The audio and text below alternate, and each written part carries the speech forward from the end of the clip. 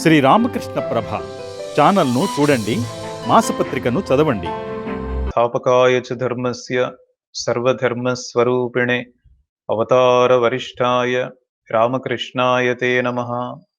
అందరికీ నమస్కారం. Message of Swami Vivekananda to the devotees. Swami Vivekananda భక్తులకు ఇచ్చిన సందేశం. సాధారణంగా మనం చెప్పుకునేటప్పుడు స్వామి వివేకానంద పేరు వినేసరికి స్వామి వివేకానంద యువతకు ఆదర్శం, స్వామి వివేకానంద యువతకు ఇచ్చిన సందేశం అని చెప్పుకుంటూ ఉంటాం. అయితే ఈరోజు మన టాపిక్ స్వామి వివేకానంద భక్తులకు ఇచ్చిన సందేశం. ఇది మనం చెప్పుకునే ప్రయత్నం చేద్దాం. ఇక్కడ భక్తులు అనే ఒక మాట వచ్చింది. భక్తి అంటే ఏంటి? భక్తులు అంటే ఏంటి? భక్తి అంటే భగవంతుని పైన అత్యంత ప్రేమ కలిగి ఉండడం. భక్తులు అంటే ఎవరిలో అయితే ఈ విధంగా భగవంతుని పైన అత్యంత ప్రేమ కలిగి ఉందో వారంతా కూడా భక్తులు. రామకృష్ణుల వారి మాటల్లో చెప్పాలంటే, ఎవరి మనస్సు అయితే ఎల్లవేళలా భగవంతునిలో లీనమై ఉంటుందో వారంతా భక్తులు అని చెప్తారు. కాబట్టి మనకి మనమే ప్రశ్నించుకోవాలి. మన మనస్సు ఎక్కువగా భగవంతుని వైపుకు వెళ్తుందా? లేదంటే ప్రాపంచిక విషయాల వైపుకు వెళ్తుందా? మన మనస్సుని వీలైనంత వరకు భగవంతునిలో లీనమయ్యేటట్లు ప్రయత్నించాలి. ఇది భక్తుల లక్షణం. రామకృష్ణ పరమహంస వారి భక్తులుగా ముఖ్యంగా మనం చెప్పుకోవాలి అంటే, ఆధ్యాత్మిక జీవితంలో పురోగతి చెందడం, ఆధ్యాత్మిక జీవితంలో ఉన్న లక్ష్యాన్ని చేరుకోవడం అన్నది ప్రతి ఒక్కరి జీవితంలో కూడా, ప్రతి ఒక్క భక్తుని జీవితంలో కూడా ఒక ముఖ్యమైన అంశం అని మనం చెప్పుకోవాలి. మరి ఆధ్యాత్మిక జీవితంలో పురోగతి చెందాలంటే మనం ముఖ్యంగా ఏం చేయాలి? ప్రధానంగా మనం చేయాల్సింది ఏంటంటే, ఆధ్యాత్మిక జీవితం అనేసరికి వెంటనే మనకు గుర్తుకు రావాలి త్యాగం. మనకి ఉపనిషత్తుల్లో చెప్తారు, మన జీవిత లక్ష్యాన్ని చేరుకోవాలంటే, అమృతాన్ని ఆస్వాదించాలంటే త్యాగం మాత్రమే మార్గం. త్యాగం అనే ఒకే ఒక మార్గం ఉంది. ఇంక మరేది కూడా మార్గమే కాదు అని చాలా స్పష్టంగా చెప్పడం జరిగింది.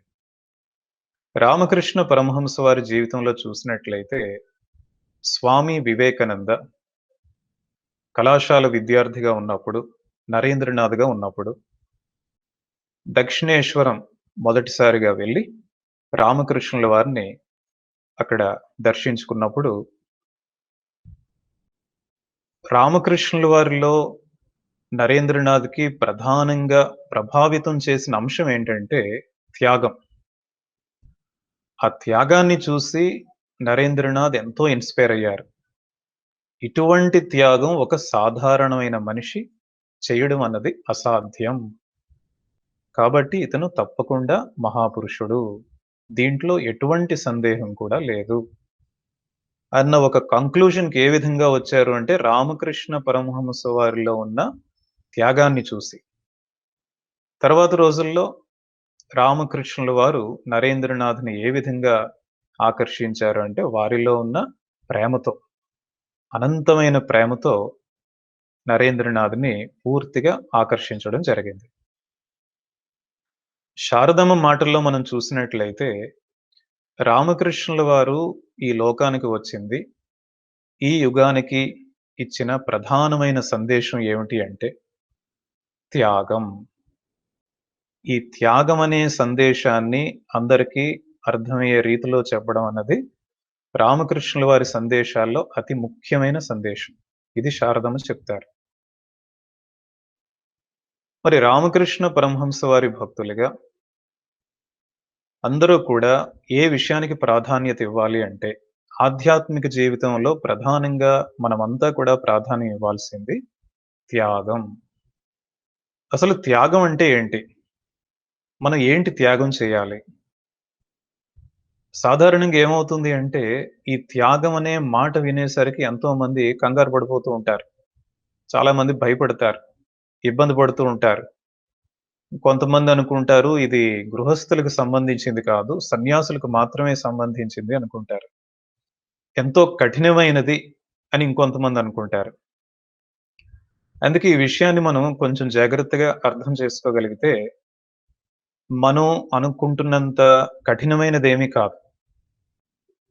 మనం కొంచెం జాగ్రత్తగా కొన్ని పద్ధతులు ఫాలో అయినట్లయితే, ఈ త్యాగాన్ని కూడా మనం ఎంతో సునాయాసంగా చేసే అవకాశం ఉంది. అందుకే మనం ముందుగా త్యాగం అంటే ఏంటో తెలుసుకునే ప్రయత్నం చేద్దాం. త్యాగం అంటే ఏంటి? ఒక ఉన్నతమైన లక్ష్యాన్ని చేరుకోవడానికి అల్పమైన విషయాలను వదిలిపెట్టడం. అల్పమైన విషయాలను త్యజించడం. ఇదే త్యాగం అంటే. ఇక్కడ మనం జాగ్రత్తగా పరిశీలించినట్లయితే, మనం జన్మించిన దగ్గర నుంచి మృత్యువు వరకు, విద్యార్థి దశ నుండి పెద్దయినంత వరకు, వృద్ధాప్యం వరకు, మన జీవితంలో జాగ్రత్తగా పరిశీలించినట్లయితే, మనకు తెలియకుండానే ఎన్నో రకాల త్యాగాలు చేస్తూ ఉంటాం. ప్రతి ఒక్కరు కూడా.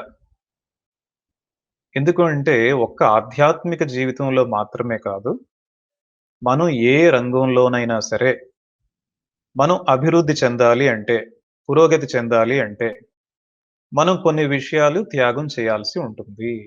దీంట్లో ఎటువంటి సందేహం లేదు. మనం ఒక కొండపైకి ఎక్కాలి. మెట్లెక్కి కొండపైకి వెళ్ళాలి. ఇప్పుడు ఆ మెట్లు ఎక్కుతున్నప్పుడు, మనం కింద మెట్టు వదిలిపెట్టినప్పుడే కదా పై మెట్టుకు వెళ్ళగలం. డైరెక్ట్‌గా మనం పై మెట్టుకు వెళ్ళలేం కదా! మన జీవితంలో కూడా ఏ రంగంలోనైనా సరే, మనం పురోగతి చెందాలి అంటే ఒకటే సూత్రం. కొన్ని విషయాల్ని త్యాగం చేయాల్సి ఉంటుంది. ఉన్నతమైన లక్ష్యాన్ని చేరుకోవడానికి అల్పమైన విషయాలను మనం వదులుకోవలసి ఉంటుంది. మనకన్నీ కావాలి అంటే ఆ లక్ష్యాన్ని మనం చేరుకోలేం. కాబట్టి ఆధ్యాత్మిక జీవితంలో కూడా ఇదే పద్ధతి మనం ఫాలో అవ్వాల్సి ఉంటుంది. అయితే ఆధ్యాత్మిక జీవితంలో త్యాగం చేయాల్సినవి కొన్ని గొప్ప గొప్ప విషయాలుంటాయి కదా! రామకృష్ణ కథామృతం మనం చూసినట్లయితే, రామకృష్ణ పరమహంస వారు కొన్ని వందల సార్లు చెప్పుంటారు. కామనీ కాంచన త్యాగం చేయండి. ఈ కామ కాంచనాలు మన జీవితంలో త్యాగం చేయాలి. అది త్యాగం చేయకుండా ఆధ్యాత్మిక జీవితం గురించి మనం ఆలోచిస్తున్నాము అంటే, ఆధ్యాత్మిక జీవితంలో పురోగతి చెందాలని మనం ఆలోచిస్తున్నాము అంటే, అది ఏ విధంగా ఉంటుంది? ఒక అడుగు ముందుకు వేసి, 4 అడుగులు వెనక్కి వేస్తున్నట్టే ఉంటుంది. ముందు త్యాగం. త్యాగం ఉంటే మిగిలినవన్నీ వాటంతట అవే సర్దుకుంటాయి. ముందు త్యాగం, మిగిలినవన్నీ తర్వాత వాటంతట అవే వస్తాయి. మరి ఇక్కడే మనకు తెలుస్తుంది ఏంటి త్యాగం చేయాలి? ఆధ్యాత్మిక జీవితంలో కామకాంచనాలు థ్యాగం చేయాలి. ఇంకొంచెం ముందుకు వెళ్తే మనలో ఉన్న స్వార్థం త్యాగం చేయాలి. అయితే మనం థియరిటికల్‌గా చెప్పుకున్నంత సులభం కాదు కదా! ఇవన్నీ త్యాగం చేయడం. కామకాంచనాలు త్యాగం చేయడం అంటే ఎంతో కష్టం అది. మనలో ఉన్న స్వార్థాన్ని త్యాగం చేయడం అంటే చాలా కఠినం అని వెంటనే మనకనిపిస్తుంది. అయితే వీటిని కూడా మనం సునాయాసంగా ఎటువంటి బలవంతం లేకుండా చాలా స్పాంటేనియస్‌గా ఏ విధంగా త్యాగం చేసే అవకాశం ఉంది. అట్‌లీస్ట్ మనం ప్రయత్నించాలి కదా! అది తెలుసుకోవడానికి ఒక చక్కని ఉదాహరణ చూద్దాం. అదేంటంటే, ఒక తల్లి చిన్న పసివాడు. అప్పుడే జన్మించాడు. ఇప్పుడు ఆ తల్లి యొక్క మనోస్థితి ఏ విధంగా ఉంటుంది? సుఖాల్ని, భోగాల్ని మర్చిపోతుంది. బంధువుల్ని కలవాలి, లేదంటే వినోదం కోసం, కాలక్షేపం కోసం కొంత సమయాన్ని వెచ్చించాలి. ఇటువంటి ఆలోచనలేమైనా వస్తూ ఉంటాయా? ఆ తల్లి యొక్క మనస్సులో? మనోస్థితి ఏ విధంగా ఉంటుంది? ఈ బిడ్డ జన్మించిన తర్వాత ఈ సుఖాల నుంచి, భోగాల నుంచి నేను దూరం అయిపోతున్నానే, సరైన నిద్ర లేదు అని ఎప్పుడైనా విసుక్కుంటుందా? మంచి నిద్రలో కూడా ఆ చిన్న బాబు ఏడ్చాడు అంటే వెంటనే తల్లి ఏం చేస్తుంది? వెంటనే లేచిపోయి పాలు పెడుతుంది. మరలా పడుకోబెడుతుంది. ఎటువంటి విసుగు లేదు. ఎటువంటి కోపం లేదు. చక్కగా తన యొక్క చిన్న బాబుకి రోజంతా కూడా 24 గంటలు కూడా సేవ చేయడానికి సిద్ధంగా ఉంటుంది. ఎప్పుడు ఏది అవసరమైనా సరే చక్కగా చూసుకుంటుంది. మరి తనకు తెలియకుండానే ఈ సుఖాల్ని, భోగాల్ని ఇటువంటివన్నీ కూడా ఏ విధంగా త్యాగం చేసింది? అదే తల్లి జీవితంలో మనం కొద్ది సంవత్సరాల ముందు చూసినట్లయితే, తన మనసులో ఏ విధంగా అనిపించుండొచ్చు? జీవితంలో ఈ సుఖాలు, భోగాలే సర్వస్వం అన్న ఆలోచన బహుశా ఉండుండొచ్చు. అయితే ప్రస్తుతం మాత్రం తన యొక్క మనోస్థితి ఏ విధంగా ఉంది? తన చిన్న బాబే సర్వస్వం.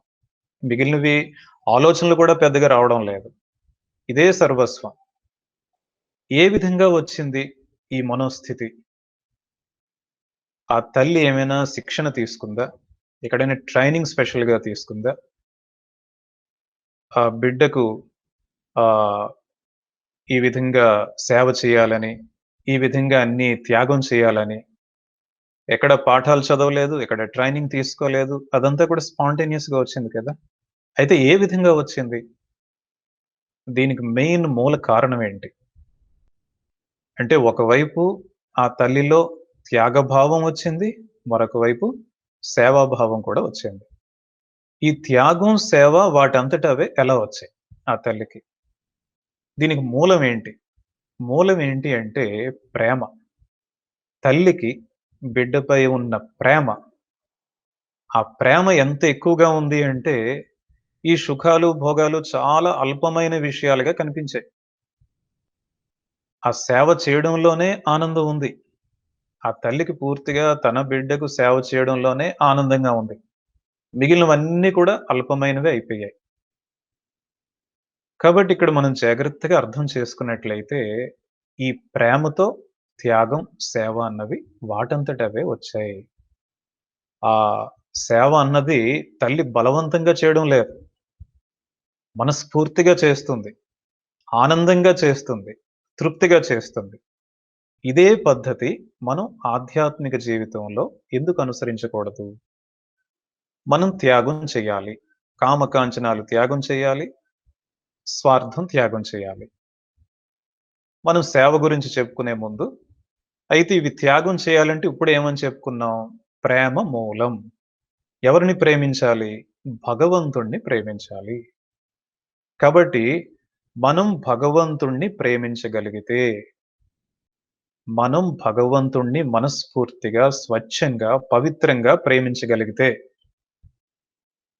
మన మనస్సు వీలైనంత వరకు భగవంతునిలోనే లీనమైనట్లయితే, ఈ కామకాంచనాలు రుచించవు. చాలా అల్పమైనవిగా అనిపిస్తూ ఉంటాయి.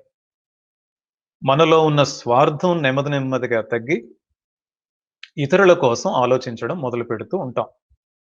మనలో త్యాగ భావం వచ్చింది అంటే, మనకు తెలియకుండానే తర్వాత వచ్చే లక్షణం దానంతట అదే వస్తుంది. ఇతరుల గురించి ఆలోచించడం మొదలుపెడుతూ ఉంటాం. ఇతరుల గురించి ఆలోచిస్తున్నామంటే, ఇతరులకు సేవ చేయడం అన్నది కూడా మనం ఆరంభిస్తాం. కాబట్టి ఇక్కడ మనం జాగ్రత్తగా గుర్తుంచుకోవాలి. ఈ త్యాగం, సేవ ఇదే కదా స్వామి వివేకానంద ఎన్నో సార్లు చెప్పారు. త్యాగం, సేవ మనందరికీ కూడా ఆదర్శం. మరి త్యాగం, సేవ ఆధ్యాత్మిక జీవితంలో అడుగు పెడుతున్నామంటే, వెంటనే మనకు గుర్తుకు రావాల్సింది త్యాగం, సేవ. కాబట్టి త్యాగం, సేవకి మూలం ఏమని చెప్పుకున్నాం మనం? ప్రేమ. కాబట్టి భగవంతుణ్ణి మనం ప్రేమించగలిగితే, మిగిలినవన్నీ వాటంతట అవే వస్తాయి. త్యాగం వస్తుంది. మనలో ఆ త్యాగ లక్షణాలు పెరుగుతున్నాయి అంటే, వైరాగ్యం పెరుగుతుంది అంటే, మిగిలినవన్నీ కూడా వాటంతట అవే వస్తాయి. మనం ఒక్కొక్క విషయాన్ని కాలిక్యులేట్ చేసుకొని ఆహ్, చూడాల్సిన అవసరం లేకుండానే వాటంతట అవే వస్తాయన్నమాట. కాబట్టి ఇప్పటి వరకు మనకు అర్థమైన ఒక ముఖ్యమైన అంశం ఏంటి అంటే ప్రేమ.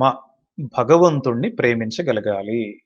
భగవంతుడిని ప్రేమించగలిగితే ఈ కామకాంచనాలు వాటంతటవే దూరమవుతాయి. తర్వాత సేవాభావం కూడా వస్తుంది. అదే విధంగా అంటే రామకృష్ణుల వారి మాటల్లో మనం ఉత్తరం వైపు వెళ్తున్న కొద్దీ దక్షిణం దానంతటదే దూరమైపోతుంది కదా! అదే విధంగా భగవంతుణ్ణి మనం ప్రేమించగలిగితే ఈ కామకాంచన వాసనలు, మనలో ఉన్న ప్రాపంచికత, స్వార్థం ఇవన్నీ కూడా వాటంతటవే దూరమైపోతూ ఉంటాయి. ఇంతవరకు బానే ఉంది. త్యాగం గురించి కొంతవరకు తెలుసుకున్నాం. సరే. అయితే దీనికి మూలం ప్రేమ అని చెప్పుకున్నాం కదా! మరి భగవంతుని పైన ప్రేమ ఎలా కలుగుతుంది? ఆ ప్రేమ ఎలా పెరుగుతుంది? తల్లికేమైంది అంటే, తల్లికి బిడ్డ కనిపిస్తున్నాడు ఎదురుగా. కనిపిస్తున్నాడు కాబట్టి, ఆ తల్లిలో తనకు తెలియకుండానే ఆ ప్రేమన్నది వచ్చింది. అంటే భగవంతుని కృప అది కూడా. లేదంటే ఆ ప్రేమ ఏ విధంగా వస్తుంది? భగవంతుని కృపతోనే తల్లికి ఆ పిల్లల పైన ప్రేమొస్తుంది. మరి అదే విధంగా భగవంతుని పైన మనకు ప్రేమ ఏ విధంగా కలుగుతుంది? సో, ఫస్ట్ పాయింట్ మనం చెప్పుకోవాల్సింది డెఫినెట్‌గా భగవంతుని కృప అన్నది ఉండాలి. భగవంతుని కృప లేకుండా ఏది సాధ్యం కాదు. మనం ఎన్ని పుస్తకాలు చదివినా, ఎన్ని ప్రసంగాలు విన్నా, భగవంతుని కృప అన్నది అల్టిమేట్. అది డెఫినిట్‌గా ఉండాలి. అయితే ఈ భగవంతుని కృప ఏ విధంగా వస్తుంది? భగవంతుని కృప ఉన్నట్లయితే ప్రేమొస్తుంది. భగవంతుడిని మనం చక్కగా ప్రేమించగలం. అయితే భగవంతుని కృప లేదా అందరిపైన ఉంది భగవంతుని కృప. అది ఎల్లవేళలా కూడా ఎటువంటి ఆహ్, డిఫరెన్స్ లేకుండా, ఎటువంటి పక్షపాత ధోరణి లేకుండా అందరిపైన భగవంతుని కృప ఉంటుంది. అయితే ఆ కృపను స్వీకరించే శక్తి మనలో ఉండాలి కదా! ఆ కృపను మనం స్వీకరించగలిగే శక్తి మనలో కావాలి అంటే, మనం కొన్ని పాటించాల్సి ఉంటుంది. ఏంటది? భగవంతుని నామం స్మరించడం. నామం స్మరించడం అనేసరికి కొంతమంది ఏమని చెప్తూ ఉంటారంటే, అవునండి మంత్రదీక్ష తీసుకున్నామండి. మేము పనులవి చేసుకుంటున్నప్పుడు ఆ మంత్రం జపిస్తూ ఉంటాం. చాలా మంచిదే. అయితే చాలా మందిలో స్థిరంగా కూర్చొని తెల్లవారుజామున సంధ్యా సమయంలో సాయంకాలం పూట చక్కగా జపం చేసే అలవాటు చాలా మందిలో ఉండదనే చెప్పుకోవాలి మనం. కొంతమంది ఆ విధంగా జపం చేసినా సరే ఏదో 5 నిమిషాలు, 10 నిమిషాలు అయిపోయింది అనిపించేస్తారు. మనం ఒక్క విషయం గుర్తుంచుకోవాలి. మనిషిగా జన్మించింది లక్ష్యాన్ని చేరుకోవడానికి. భగవత్ సాక్షాత్కారం అన్నది మన లక్ష్యం. ఇంక వేరే ఆలోచన లేదు. మన నిజస్వరూపం ఏంటో మనం తెలుసుకోవడానికి మనం ఇక్కడికొచ్చాం. లేదంటే ఈ భూలోకంలోకి రావాల్సిన అవసరం లేదు. మనిషిగా జన్మించాల్సిన అవసరం అసలే లేదు. మరి మన లక్ష్యాన్ని పక్కన పెట్టి, మిగిలిన విషయాలన్నిటిలో మనం చాలా బిజీగా ఉన్నట్లయితే, మనకు తెలియకుండానే ఆ జీవితాన్ని ఎంత వృధా చేస్తున్నట్లో కదా! రామకృష్ణుల వారి మాటల్లో చెప్పాలి అంటే, ఒక్కరోజు మనం భగవంతుని నామం స్మరించుకుంటా ఒక రోజు గడిచిపోయింది అంటే, ఆ రోజంతా కూడా వృధా అయిపోయినట్లే. సో, కొంతమంది ఎంత బిజీగా అయిపోతూ ఉంటారు అంటే, భగవంతుడి నామమే గుర్తుకు రాదు. భగవంతుడే గుర్తుకు రాడు. మరికొంతమంది చూసినట్లయితే, ఆ నామం స్మరిస్తూ ఉంటారు గానీ, స్థిరంగా కూర్చొని చక్కగా జపం చేసే అలవాటు తక్కువ మందిలో ఉంటుంది. జపం చేసినా సరే, ఎక్కువ టైము చేయడానికి కూడా మనం ప్రయత్నించాలి. వీలైనంత వరకు మనస్సు ఏకాగ్రం చేయాలి. శారదమ్మ అదే కదా చెప్తారు. మనం ఎంత ఏకాగ్రంగా జపం చేస్తున్నాం అనేది చాలా ప్రధానం. భగవంతుని పైన మనస్సు పెట్టుకుంటా, కొన్ని వేల సార్లు జపం చేయడం కంటే, భగవంతుని పైన పూర్తిగా మనసు పెట్టి, ఒకే ఒక్కసారి ఆ నామం స్మరిస్తే, దానికి ఫలితం ఎక్కువుంటుంది అంటారు శారదమ్మ. కాబట్టి ఈ 2 గుర్తుంచుకోవాలి. అలాగని మనం చాలా ఏకాగ్రంగా చేస్తున్నామని 5 నిమిషాలు, 10 నిమిషాలు చేస్తే ఎలా అవుతుంది? వీలైనంత వరకు మన సామర్థ్యంతో, మన సామర్థ్యం బట్టి, వీలైనంత ఎక్కువ సమయం మనం జపం చేయడానికి ప్రయత్నిస్తూ ఉండాలి. అప్పుడు పనులు చేసుకున్నప్పుడు కూడా ఆ జపం చేయడం అన్నది అది చాలా మంచిది. ఈ జపం ఎందుకంటే రామకృష్ణుల వారు చాలా సందర్భాల్లో చెప్తూ ఉంటారు. భగవంతుని నామానికి చాలా శక్తి ఉంటుంది. బీజ మంత్రానికి ఎంతో శక్తి ఉంటుంది. ఇంకా శారదమ్మ ఏమని చెప్తారు? ఒక మర్రి గింజ అంటే మర్రి విత్తనం మనం చూసినట్లయితే, ఆ విత్తనం ఎంతో చిన్నదిగా ఉంటుంది. ఆ చిన్న విత్తనాన్ని వేసినప్పుడు కొద్ది సంవత్సరాల తర్వాత చూస్తే పెద్ద చెట్టయిపోతుంది. మనం ఇమాజిన్ చేయలేం. అంత చిన్న విత్తనం నుండి అంత పెద్ద చెట్టొచ్చిందా అని. అదే విధంగా బీజ మంత్రంలో కూడా అటువంటి శక్తి ఉంది అని చెప్తారన్నమాట రామకృష్ణుల వారు, శారదమ్మ. కాబట్టి ఈ మంత్రానికి మనం అత్యంత ప్రాధాన్యం ఇవ్వాలి. భగవంతుని నామస్మరణ, నామ జపానికి అత్యంత ప్రాధాన్యం ఇవ్వాలి. దీంట్లో ఎటువంటి సందేహం కూడా పెట్టుకోకూడదు. అదే విధంగా భజనలు చేయడం, భజనలు వినడం, తర్వాత సాహిత్యం అన్నది చాలా ప్రధానం మాట. సాహిత్య అధ్యయనం. స్వామి వివేకానందకు చిన్నప్పటి నుంచి ఎంత ఇష్టం కదా! మంచి మంచి పుస్తకాలు చదవడం అంటే. టెక్స్ట్ బుక్స్ అన్నవి చాలా తక్కువ సమయంలో చదివి, మిగిలిన సమయం అంతా కూడా మంచి మంచి పుస్తకాలన్నీ చదువుతూ ఉండేవారు. కాబట్టి ఈ సాహిత్య అధ్యయనం చాలా ప్రధానం మాట. మన అదృష్టం కొద్దీ మన రామకృష్ణ మిషన్‌లో, రామకృష్ణ మఠం మిషన్‌లో ఎంత చక్కని లిటరేచర్ ఉంది. మనకు అర్థమయ్యే భాషలో, మన మాతృభాషలో చదువుకోవచ్చు. వేరే భాషలో చదవచ్చు. ఎన్ని లాంగ్వేజెస్‌లో ట్రాన్స్‌లేట్ అయిపోయాయి. చక్కని సాహిత్యం మాట. ఇదివరకు ఇంత అవకాశం ఉండేది కాదు కదా! మనం ఏ విషయాలు తెలుసుకోవాలన్నా ఉపనిషత్తుకి వెళ్ళాలి. ఇప్పుడు ఆ విధంగా కాకుండా, అంత కఠినంగా కాకుండా, చక్కగా మనకు అర్థమయ్యే భాషలో ఇటువంటి సాహిత్యం ఉన్నప్పుడు, ఉదాహరణకు రామకృష్ణ కథామృతం ఉంది. రామకృష్ణ కథామృతం రోజు మనం చదివి అలవాటు చేసుకోవాలి. కనీసం ఒక 10 నిమిషాలు. 10 నిమిషాలు సమయం లేకపోతే 5 నిమిషాలు. ఎంత మంచి అలవాటది. కాబట్టి ఈ విధంగా మనం అలవాటు చేసుకున్నట్లయితే సాహిత్య అధ్యయనం, అప్పుడు నెమ్మదిగా మనస్సు భగవంతునిలో లీనమవ్వడానికి ప్రయత్నిస్తుందన్నమాట. మొగ్గు చూపిస్తుంది. అయితే ఇదంతా చెప్పుకున్న తర్వాత కూడా ఒక చిన్న సందేహం ఉండిపోతుంది. ఏంటా సందేహం అంటే, ఆ తల్లికి బిడ్డ ఎదురుగా కనిపిస్తున్నాడు కదా! మరి భగవంతుడు కనిపించట్లేదు కదా! భగవంతుడిని ఎలా ప్రేమించాలి? కనిపించట్లేదు అని మనం అనుకోవడం కంటే కూడా, మనసులో ఎందుకు ఊహించుకోకూడదు మనం? నా హృదయంలో భగవంతుడు ధ్యాన స్థితిలో ఉన్నాడు. రామకృష్ణుల వారు ఉన్నారు స్వయంగా. రామకృష్ణుల వారు ఎప్పుడు నాతో పాటు ఉన్నారు. శారదమ్మ, స్వామి వివేకానంద ఎప్పుడు నాతో పాటు ఉన్నారు. అని మనం ఎందుకు ఇమాజిన్ చేసుకోకూడదు? ఎన్నో విషయాలు మన మనసులో వస్తూ ఉంటాయి కదా! ఇటువంటి ప్రయత్నం మనం ఎందుకు చేయకూడదు? రామకృష్ణ కథామృతం చదువుతున్నప్పుడు మనం చక్కగా సంభాషణ చదువుతూ ఉంటాం. అంటే రామకృష్ణుల వారు ఏ భక్తునితో మాట్లాడుతున్నారు? ఎవరెవరక్కడ కూర్చున్నారు? ఈ మాటలు, ఈ సంభాషణ జరుగుతున్నప్పుడు. సో, అక్కడే మనం ఎందుకు ఊహించుకోకూడదు? నేను కూడా ఆ భక్తుల్లో ఒకరిని. దక్షిణేశ్వరంలో రామకృష్ణుల వారు మాట్లాడుతున్నప్పుడు నేను కూడా ఆ మాటలు వింటున్నాను. ఈ ప్రశ్న నేనే అడుగుతున్నాను. అలా ఊహించుకుంటే మనలో ఎంత ఆనందం కలుగుతుంది కదా! మనం రామకృష్ణుల వారు, శారదమ్మ, స్వామి వివేకానంద కనిపించడం లేదు అని చెప్పుకోవడం కంటే కూడా, జస్ట్ మనం ప్రతి సెకండ్ కూడా, ప్రతి క్షణం కూడా వారిని ప్రత్యక్షంగా చూస్తున్నట్టు ఊహించుకోవాలి. వారితోనే జీవిస్తున్నట్టుగా మనం ఊహించుకుంటే, అది మన ఆధ్యాత్మిక జీవితంలో ఎంతో ఉపయోగపడుతుందన్నమాట.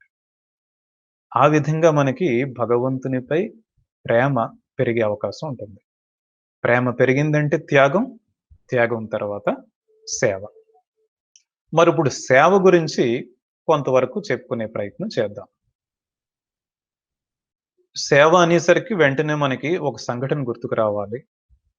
అది మనం సంక్షిప్తంగా చెప్పుకుందాం. దక్షిణేశ్వరం రామకృష్ణుల వారు తమ గదిలో కూర్చున్నారు. కొంతమంది వైష్ణవ భక్తులు అక్కడికొచ్చారు.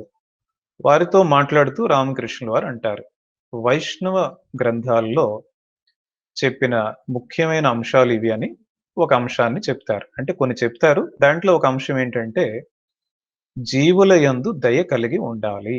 ఈ మాట చెప్తూ రామకృష్ణుల వారు భావ సమాధి స్థితికి వెళ్ళిపోతారు. ఆ స్థితి నుండి క్రిందకు వస్తూ రామకృష్ణుల వారు అంటారు, జీవుల యందు దయ కలిగి ఉండడమా? దయ కలిగి ఉండడానికి నువ్వెవరివి? ప్రతి జీవిలో ఉన్న భగవంతునికి పూజ చేయాలి. భగవంతునికి సేవ చేయాలి అంటారు. ఈ మాటలు అక్కడ ఉన్నవారు అందరూ వింటారు. దాంట్లో నరేంద్రనాథ్ ఉన్నారు. కొంతమంది ఇంకా రామకృష్ణుల వారి సన్యాసీషులున్నారు. భవిష్యత్తులో సన్యాసులు కాబోతున్నారు. తరువాత సమయంలో నరేంద్రనాథ్ ఒక మాట అంటారు. మిగిలిన సోదర సన్యాసులతో, సోదర సన్యాస శిష్యులతో. ఏమంటారు అంటే, నాకు ఎంతో కాలం నుండి నాలో ఉన్న ఒక ప్రశ్నకు ఈరోజు చక్కని సమాధానం దొరికింది. భగవంతుని యొక్క సంకల్పం ఉన్నట్లయితే ఈ విషయాన్ని నేను ప్రపంచమంతా కూడా ప్రకటిస్తాను అంటారు. అప్పుడు మిగిలిన వారు అడుగుతారు, మేము కూడా ఆలకించాం కదా! దాంట్లో నిజంగా అంత నిగూఢమైన అర్థం ఉందా? ఏంటది? అని అడిగితే అప్పుడు స్వామి వివేకానంద అంటారు. అంటే అప్పట్లో నరేంద్రనాథ్. ఏమంటారు అంటే, ఉపనిషత్తులు అంతా మనం చదివినా సరే ఒకే ఒక మాట చెప్తున్నాయి. ఏంటి? భగవంతుడు సర్వం వ్యాపించి ఉన్నాడు. భగవంతుడు సర్వవ్యాపి. అయితే ఈ విషయాన్ని మన నిత్య జీవితంలో ఏ విధంగా మనం ఆచరించగలం అన్న ప్రశ్న నన్ను ఎంతో కాలం నుండి వేధిస్తుంది. ఇప్పుడు రామకృష్ణుల వారు దానికి చెప్పిన సమాధానమే శివజ్ఞానే జీవసేవ. ప్రతి జీవిలోని భగవంతుడున్నాడు కాబట్టి, ఆ జీవిలో ఉన్న భగవంతునికి, మనిషిలో ఉన్న భగవంతునికి సేవ చేయడమే నిజమైన పూజ.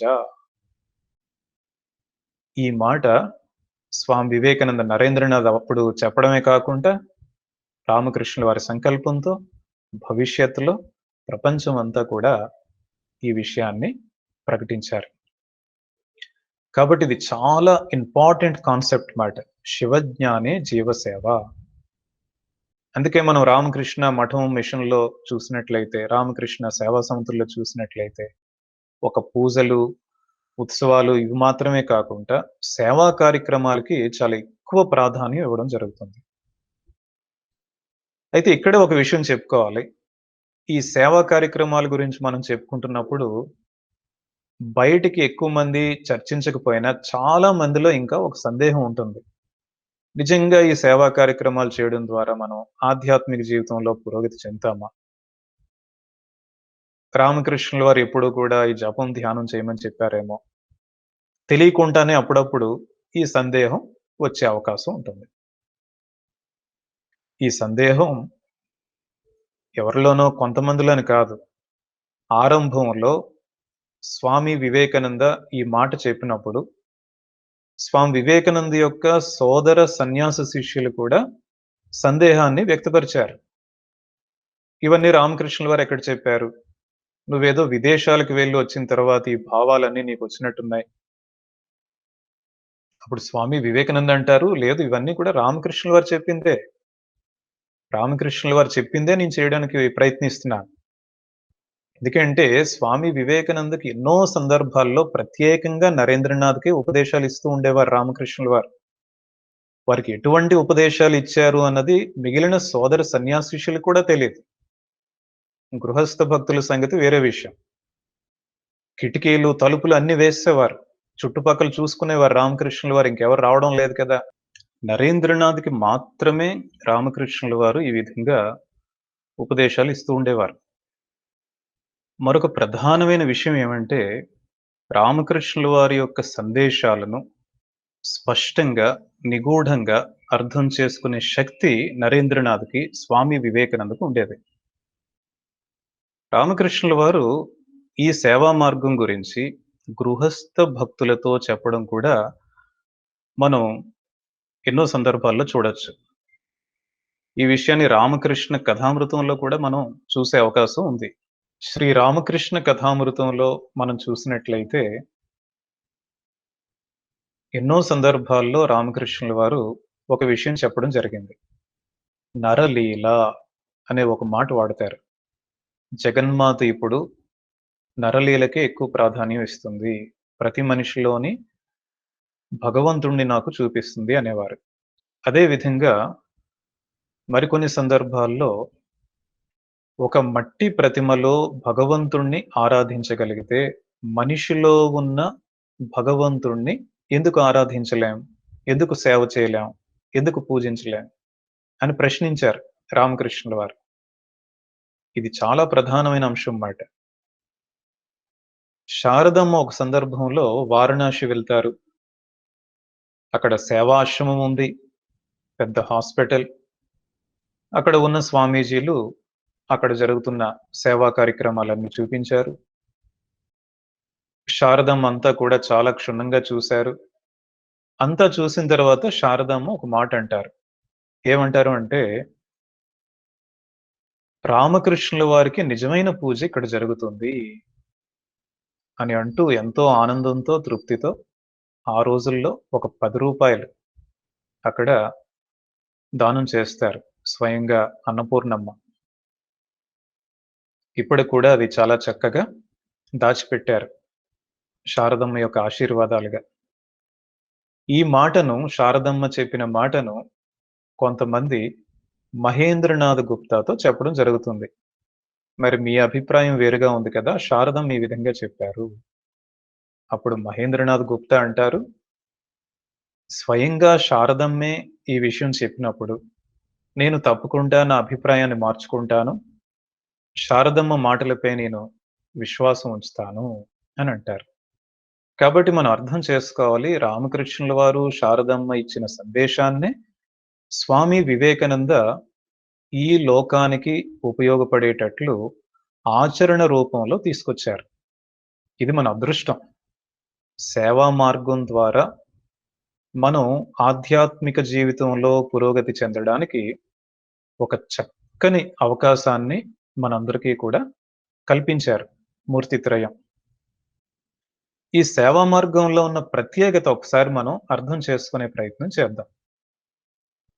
ఈ సేవా మార్గంలో మనం ఇదివరకే చెప్పుకున్నట్లుగా ఉపనిషత్తుల్లో ఉన్న విషయాన్ని, కొన్ని వేల సంవత్సరాల క్రితం మహర్షులు చెప్పిన విషయాన్ని, అంటే సర్వం కూడా బ్రహ్మమే, సర్వం కూడా భగవంతుడే వ్యాపించి ఉన్నాడు అన్న విషయాన్ని వాదోపవాదాలకి, పుస్తకాలకి మాత్రమే పరిమితం చేయకుండా, ఈ జ్ఞాన యోగాన్ని మన నిత్య జీవితంలో మనం ఏ విధంగా ఆచరించవచ్చో ఈ సేవా మార్గం మనకి చూపిస్తుంది. అదే విధంగా ఇంకొంచెం మనం ముందుకు వెళ్ళినట్లయితే, మనం ఏ సేవా కార్యక్రమం చేసినా సరే, ఎంత గొప్ప సేవా కార్యక్రమాలు చేస్తున్నామో అన్న విషయం కంటే కూడా, మనం చేస్తున్న ప్రతి చిన్న పని కూడా ఎంత నైపుణ్యంతో చేస్తున్నాము అన్నది చాలా ప్రధానం. మరి మనం నైపుణ్యంతో చేయాలి అంటే, మనలో ఏకాగ్రత కావాలి. మనం ఎంత చిన్న పనైనా నైపుణ్యంతో చేయాలి అంటే, చక్కని ఏకాగ్రత ఉండాలి.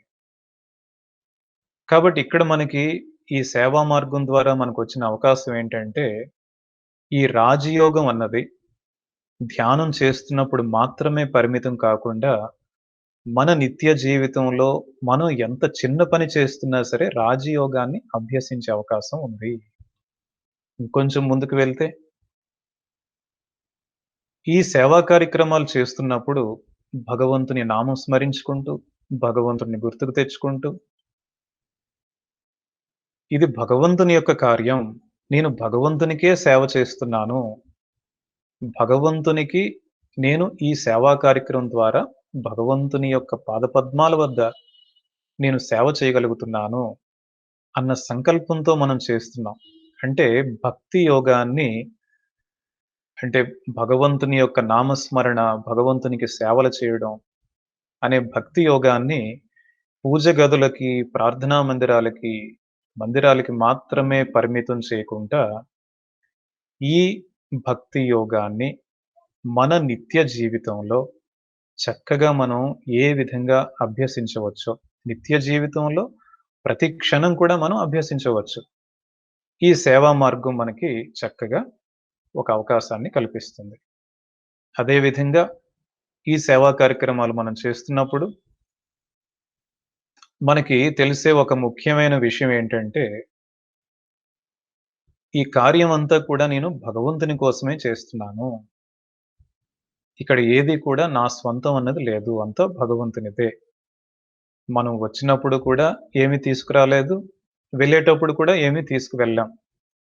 ఈ లోకంలో మనదంటూ స్వంతం ఏమీ లేదు.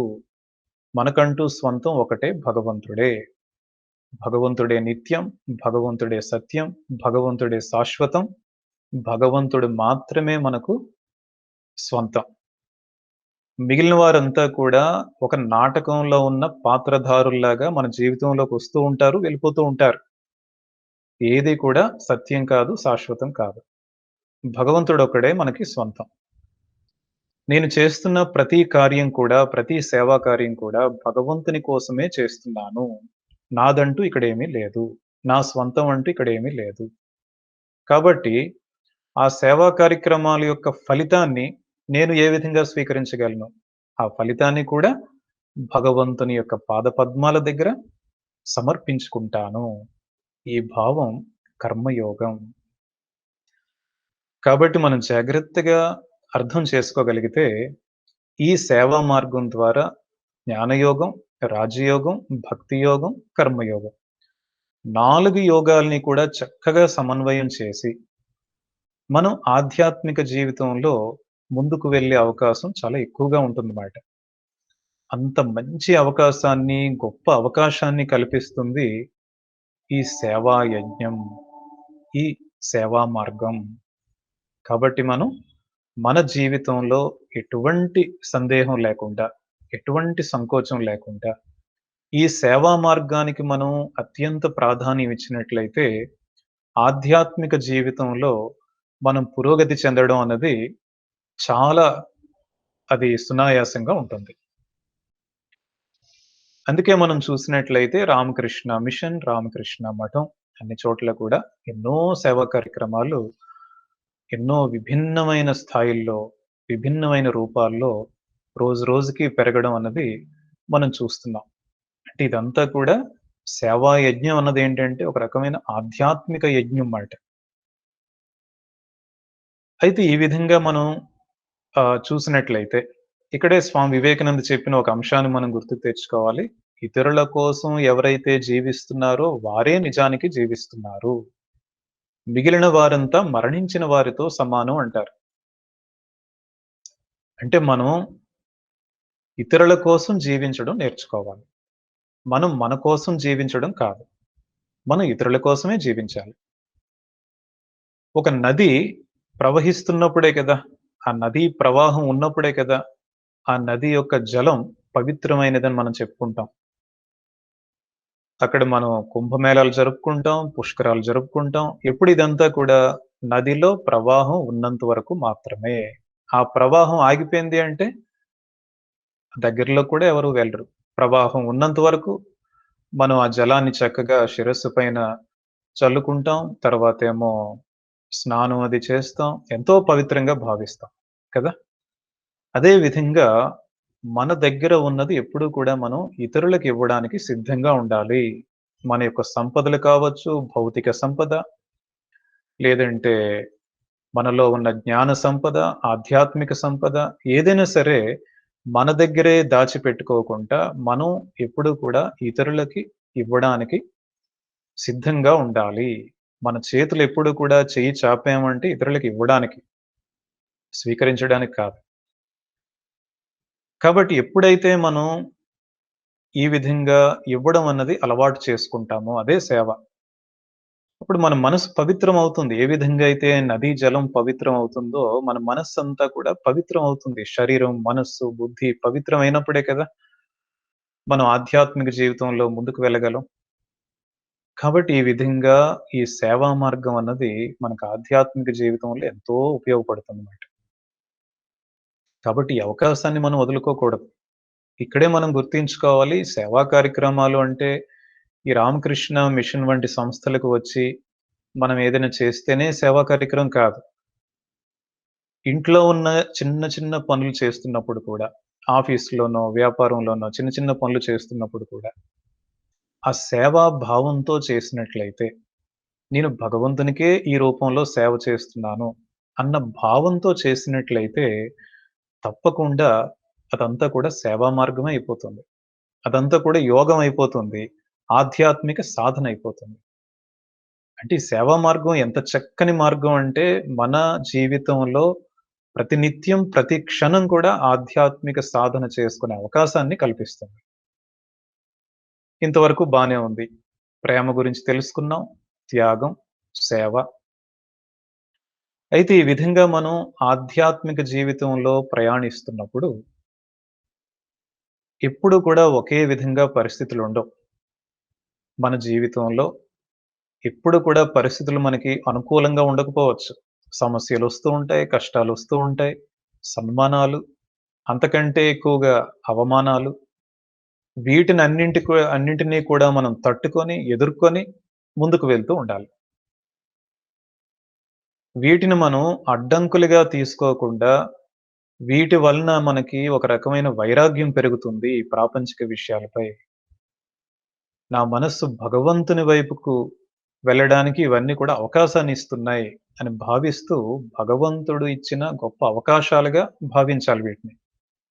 ఆ విధంగా భావిస్తూ మనం ముందుకు వెళ్ళే ప్రయత్నం చేయాలి. స్వామి వివేకానంద జీవితంలో చూసినట్లయితే కళాశాల విద్యార్థిగా ఉన్నప్పుడు హఠాత్తుగా ఒకరోజు తండ్రి శరీరం త్యాగం చేశారు. ఇంట్లో ఎన్నో ఇబ్బందులు. తినడానికి కూడా సరిగ్గా తిండుండేది కాదు.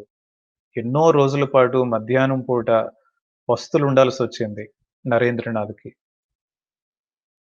అయినా సరే ఎప్పుడు కూడా నిరుత్సాహపడలేదు. ఎందుకు ఈ జీవితం? ఆత్మహత్య చేసుకొని చనిపోతానని నేనెప్పుడూ కూడా అనుకోలేదు. ఆ ఇబ్బందుల్ని ఎదుర్కొన్నారు కాబట్టే నరేంద్రనాథ్ స్వామి వివేకానంద అయ్యారు. బలమే జీవనం, బలహీనతయే మరణం. ఆ శక్తి మనలో ఎప్పుడు కూడా ఉండాలి. ట్రెమెండస్ మెంటల్ స్ట్రెంగ్త్ ఉండాలి. మనం ఈ జీవితంలో ముందుకు వెళ్ళాలి అంటే. ముఖ్యంగా ఆధ్యాత్మిక జీవితంలో ముందుకు వెళ్ళాలి అంటే ఇంకా మెంటల్ స్ట్రెంగ్త్ చాలా ఎక్కువగా ఉండాలి. అదే విధంగా ఇంకొంచెం ముందుకు వెళ్తే స్వామి వివేకానంద షికాగో వెళ్ళినప్పుడు మొదటి సమావేశం తర్వాతే, మొదటి ప్రసంగం తర్వాతే ఎంత గొప్ప సన్మానం జరిగింది. ప్రపంచం అంతా కూడా భారతదేశాన్ని, సనాతన ధర్మాన్ని, స్వామి వివేకానందను గుర్తించింది. ఎటువంటి గొప్ప సన్మానం! అటువంటి సన్మానం తట్టుకోవడం అంత సులభం కాదు. స్వామి వివేకానందే స్వయంగా అంటారు. ఇదే సన్మానం ఒక సాధారణమైన మనిషికి గాని కలిగినట్లయితే, ఆ మనిషి పిచ్చివాడైపోతాడు. కాబట్టి సన్మానం తట్టుకోవడం కూడా అంత సులభం కాదు. ఎక్కడ చూసినా స్వామి వివేకానంద గురించే పేపర్‌లో రాసేవారు. పోస్టర్స్ అంటించారు. మరలా కొంత సమయం తర్వాత, కొద్ది రోజుల తర్వాత స్వామి వివేకానందకు సంబంధించి ఎన్నో అవమానాలు, విమర్శలు ఎక్కడ చూసినా అదే. సన్మానం తట్టుకున్నారు, అవమానం తట్టుకున్నారు. సమస్యలు, కష్టాలు అన్నీ తట్టుకున్నారు. ఇక్కడే మనం జాగ్రత్తగా అర్థం చేసుకున్నట్లయితే మరొక ప్రధానమైన అంశం ఉంది. అన్ని పరిస్థితుల్లో కూడా నరేంద్రనాథ్‌లో, స్వామి వివేకానందలో ఎప్పుడూ కూడా భగవంతునిపై విశ్వాసం అన్నది పోలేదు. ఆ విశ్వాసాన్ని కోల్పోలేదు. చిన్నప్పటి నుంచి చివరి వరకు కూడా భగవంతునిపై సంపూర్ణమైన విశ్వాసం ఉండేది స్వామి వివేకానందకు. ఇది చాలా ప్రధానమైన అంశం మాట. మన ఆధ్యాత్మిక జీవితంలో మనం ఎటువంటి పరిస్థితుల్లో ఉన్నా సరే, ఎటువంటి సమస్యలొచ్చినా సరే, ఎంత అవమానం వచ్చినా సరే, భగవంతుడిని మర్చిపోకుండా ఉండాలి. భగవంతునిపై పూర్తిగా విశ్వాసం మనకి ఉండాలి. భగవంతునిపై విశ్వాసం లేకుండా మనం ఎన్ని సాధనలు చేసినా సరే, దాని ఫలితం చాలా తక్కువగా ఉంటుందన్నమాట. భగవంతునిపై సంపూర్ణమైన విశ్వాసంతో మనం సాధనలు చేసినట్లయితే, ఆ ఫలితం చాలా ఎక్కువగా ఉంటుంది. అందుకే తర్వాత రోజుల్లో స్వామి వివేకానంద అంటారు, విశ్వాసం, విశ్వాసం మనపై మనకు విశ్వాసం, భగవంతునిపై విశ్వాసం ఇదే విజయానికి రహస్యం. స్వామి వివేకానంద తన జీవితంలో ఎప్పుడు కూడా ఆత్మవిశ్వాసాన్ని కోల్పోలేదు. ఆత్మ శ్రద్ధను కోల్పోలేదు. భగవంతునిపై విశ్వాసాన్ని కోల్పోలేదు. మనం కూడా ఈ విషయాన్ని మన జీవితంలో ఆచరించే ప్రయత్నం చేయాలి. అయితే ఇంక తర్వాత మరొక్క విషయం మనం చూసినట్లయితే, ఈ విధంగా మనం ఇంకా ఆధ్యాత్మిక ప్రయాణం చేస్తూ చివరికి ఎక్కడికి వెళ్ళాలి? మన లక్ష్యం ఏంటి? స్వామి వివేకానంద మాటల్లో లెండి, మేల్కొనండి, గమ్యం చేరే వరకు విశ్రమించకండి. అంటే నేను శరీరాన్ని అన్న అజ్ఞాన అంధకారం నుండి మనం మేల్కోవాలి. నేను ఆత్మ స్వరూపాన్ని అన్న విషయాన్ని జాగ్రత్తగా మనం గుర్తించుకోవాలి. చివరికి నాలోనే దివ్యమైన శక్తి ఉంది. నాలో అనంతమైన శక్తి ఉంది. ఆ దివ్య శక్తిని అభివ్యక్తం చేసే వరకు నేను విశ్రమించకూడదు. ఇదే మన జీవిత లక్ష్యం. మనలో ఉన్న దివ్యమైన శక్తిని అభివ్యక్తం చేస్తున్న కొద్దీ మనలో ఒక రకమైన ఆనందం కలుగుతుంది. శాంతి కలుగుతుంది. తృప్తి కలుగుతుంది. భగవంతునికి దగ్గరవుతూ ఉంటాం మనం. ఏ విధంగా అయితే అయస్కాంతం సూదిని వెంటనే ఆకర్షించుకుంటుందో, అదే విధంగా మనం ఈ దివ్య శక్తిని నెమ్మది నెమ్మదిగా అభివ్యక్తం చేస్తూ ఉంటే, భగవంతుడే మనల్ని ఆకర్షిస్తూ ఉంటాడు. మనం భగవంతునికి దగ్గరవుతూ ఉంటాం. భగవంతునికి దగ్గరవుతున్న కొద్దీ మనలో ఎంతో ఆనందం కలుగుతుంది. ఆ ఆనందం ఎటువంటి ఆనందం? తైలధారలాగా ఉంటుంది. తైలం, నూనె ఒక పాత్ర నుండి మరొక పాత్రలోకి వేసినప్పుడు ఎటువంటి ఆటంకం లేకుండా చక్కగా ఒక ధార వస్తుంది కదా! అటువంటి ఆనందం ఎక్కడి నుంచొస్తుందో మనకే ఆశ్చర్యం కలగొచ్చు. కంటిన్యూయస్ హ్యాపీనెస్ అన్నది మనలో వస్తుందన్నమాట. ఎప్పుడది వస్తుంది అంటే మనం భగవంతునికి దగ్గరవుతున్న కొద్దీ. అంటే అదే విధంగా అంటే తల్లి నుండి చిన్న బాబు దూరం అయిపోయాడు. తప్పడిపోయాడు. ఎంత వ్యాకులత చెందుతూ ఉంటాడు. ఎంత వేదన అమ్మ, అమ్మ అనుకుంటున్నాం. చివరికి అమ్మ కనిపించేసరికి, అమ్మని కలిసేసరికి ఎంత ఆనందం, ఎంత శాంతి, ఎంత తృప్తి, భయమంతా పోతుంది. అమ్మ లేనప్పుడు భయం. అమ్మ దగ్గరికి వచ్చేసరికి ఎటువంటి భయం లేదు. ఎప్పుడైతే మనం కూడా భగవంతునికి దగ్గరవుతూ ఉంటామో, మనలో అంతులేని ఆనందం కలుగుతుంది. తృప్తి, శాంతి, భయమంతా పోతుంది. అదే జీవిత లక్ష్యం. భయం అన్నది మనలో కంప్లీట్‌గా పోవాలి. అదెప్పుడు సాధ్యం అవుతుంది అంటే, మనం భగవంతునికి దగ్గరవుతున్నప్పుడు. ఆ విధంగా భగవంతునికి దగ్గరవుతూ చివరికి భగవంతునిలో ఐక్యమైపోవాలి. అది మన యొక్క జీవిత లక్ష్యం. అదే భగవత్ సాక్షాత్కారం అంటే. భగవంతునిలో ఐక్యమైపోతే అప్పుడు మనలో అనంతమైన ఆనందం కలుగుతుంది. దివ్యమైన ఆనందం కలుగుతుంది. అది మనం మాటల్లో వర్ణించలేము. అయితే ఇక్కడే మనం గుర్తించుకోవాలి, ఈ భగవత్ సాక్షాత్కారానికి మనం అంతా కూడా అర్హులమే. ఈ అర్హత వారిలో ఉంది, వీరిలో లేదు అన్న మాట లేదు. కొంతమంది ముందు, కొంతమంది వెనుక వెళ్ళవచ్చు. మనలో ప్రతి ఒక్కరికి కూడా అర్హత ఉంది. అందుకే మనం మానవులుగా జన్మించాం. మన జీవిత లక్ష్యం కూడా అదే. కాబట్టి మనం చాలా దృఢమైన సంకల్పంతో మనం ప్రయత్నించినట్లయితే, మన ప్రయత్నం ఉండాలి. అప్పుడు భగవంతుని కృప తప్పకుండా మన పైకొస్తుంది. అప్పుడు మనం తప్పకుండా ఈ జన్మలోనే ఆ జీవిత లక్ష్యాన్ని చేరుకునే అవకాశం ఉంటుంది. మరలా మనం తరువాత జన్మకి వాయిదా వేయాల్సిన అవసరం కూడా లేదు. కాబట్టి మనం జాగ్రత్తగా గుర్తుంచుకోవాలి. ఈరోజు మనం ముఖ్యంగా చెప్పుకున్న అంశాలు, స్వామి వివేకానంద చెప్పిన కొన్ని సందేశాలు, వారి యొక్క జీవితంలో జరిగిన కొన్ని సంఘటనల ద్వారా మనం చెప్పుకునే ప్రయత్నం చేశాం. ప్రేమ, త్యాగం, సేవ. ప్రేమ అన్నది మూలం.